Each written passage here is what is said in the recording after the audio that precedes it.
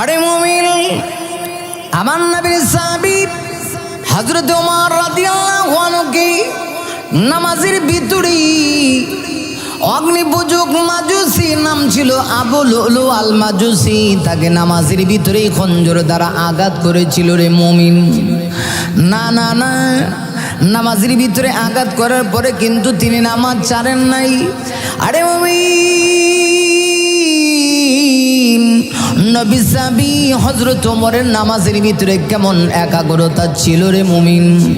যখন অগ্নিপূজক আবু লুলু আল মাজুসি নামাজের ভিতরে খঞ্জর দ্বারা আঘাত করেছে, একদিক থেকে অন্যদিকে পাকস্থলীটা বের হয়ে আসে। হযরত ওমর এরপরও নামাজ ছাড়ে না, নামাজ ছাড়ে না, নামাজ ছাড়ে না। কারণ নামাজ সাধারণ কথা না। হযরত ওমর এই অগ্নিপূজকের আঘাতেই তিনি শেষ পর্যন্ত